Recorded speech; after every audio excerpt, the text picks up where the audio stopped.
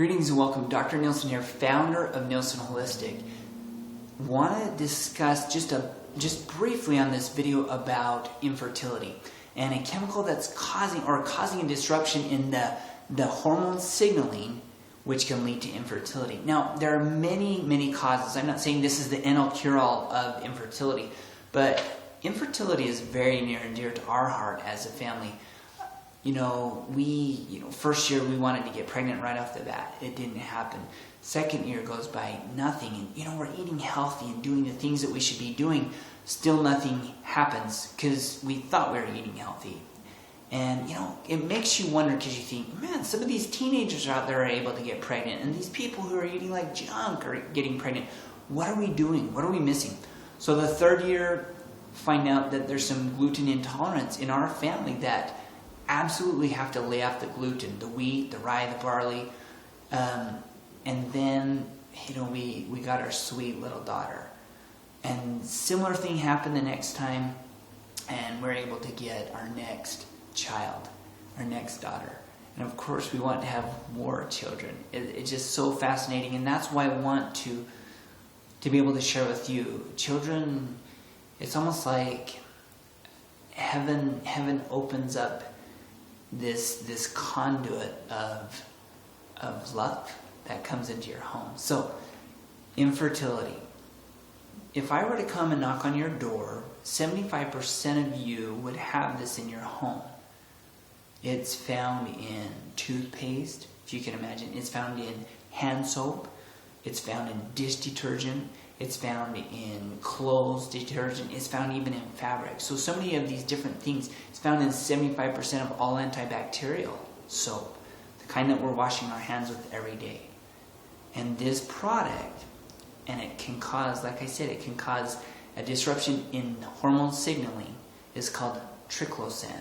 If you were to turn the label of an antibacterial soap over, you would see this triclosan, Triclosan, triclosan. Now this product, to give you a little bit of background, it was registered with the EPA back in 1969 as a pesticide. Yeah, as a pesticide. Can you imagine? Well, some other people found out that, hey, if it kills pests, right, it's a pesticide, maybe it kills bacteria. Well, they started using it as an antibiotic, as an antibacterial agent, an antibacterial chemical. And especially in the last few years, we've seen a dramatic rise in hand soap and in dish soap and in toothpaste to be able to kill bacteria. The problem is it kills more than just the good bacteria or the bad bacteria. It kills the good bacteria. Yeah, it disrupts the good bacteria. And when we disrupt good bacteria, what can that lead to? Well, we know that it can lead to yeast infections, those type of things. So we see that it disrupts the actual good flora in the bowels.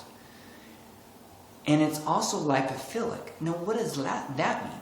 Lipophilic means that it actually stays in the fat. And many of you know I've talked about toxins staying in the fat. That's why we have to. It's absolutely crucial, especially if you're trying to get pregnant, to do the modified version of the intense cleanse. And that's for families trying to get pregnant. Still very intense. It's still completely changing your healthy eating habits so that you can actually create that very fertile ground for the baby, the fetus to grow and be healthy. Lipophilic, stays in the fat, it gets accumulated over time. Now I haven't even told you the research yet. The research, when animals, they did research with animals, when the muscles of mice took this in, ingested this triclosan in, got it into their systems, had a decrease of 25% in heart muscle function, an 18% decrease, reduction in general skeletal muscle function. And it didn't just last for like a little bit. No, when they got it into their systems, it lasted for up to 60 minutes. So they said, well, what about all this triclosan that's getting into our waterways? How's it going to affect fish and frogs and those type of things? Similar things happen with fish, and we're talking just billions of particles. With frogs, 0.15 billion of a particle size. We're talking 0.15 billion parts per billion. 0.15 parts per billion. This was actually interrupting the signaling of hormones in frogs. Now this is where really it becomes crucial, because they said, well, yeah, these are just animals. Scientists said, oh, it's just animals, it's fine. No, they replicated studies with human cells, and they found the exact type of occurrences were happening. Disruption in skeletal muscle, in heart function, in, like I say, in hormone signaling. And what they found most in the hormone signaling is it disrupts the signaling of testosterone, of thyroid hormone, and of estrogen. Now, many of you know who have been working on becoming pregnant. Thyroid hormone, if that's off, you can't get pregnant, if it's off enough. Estrogen especially, you can't get pregnant. It's impossible to be able to have that egg be fertilized and go forth through the maturation. So very interesting, triclosan. Now, what's really interesting about this is the European Union banned this back in 2010. And the reason why I'm bringing all this up again, because this has been around quite a while, but Minnesota just banned this in the state. Now, it's not going to go into effect for the next couple of years, but they banned it. They're the first state to actually say, hey, we're banning this product. It's harmful, it's dangerous.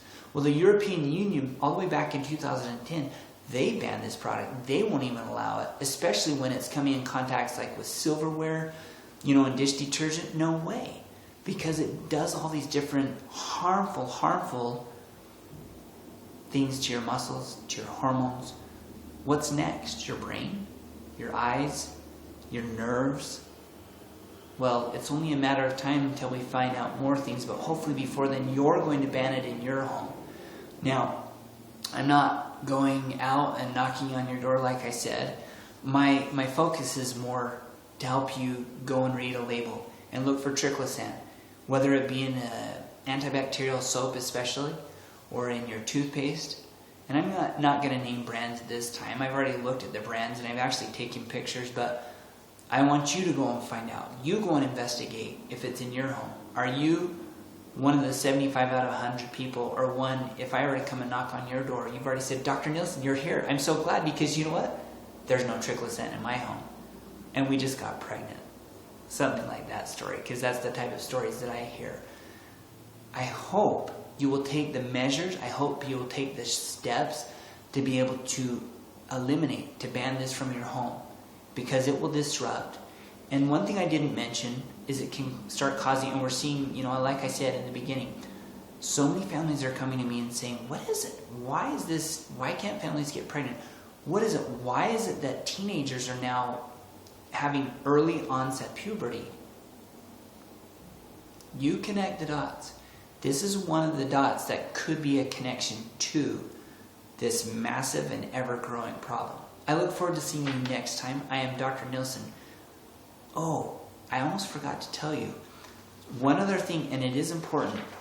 There are some other names for triclosan, because you might say, I eliminated the triclosan. Another name is microban when used in plastics and clothing.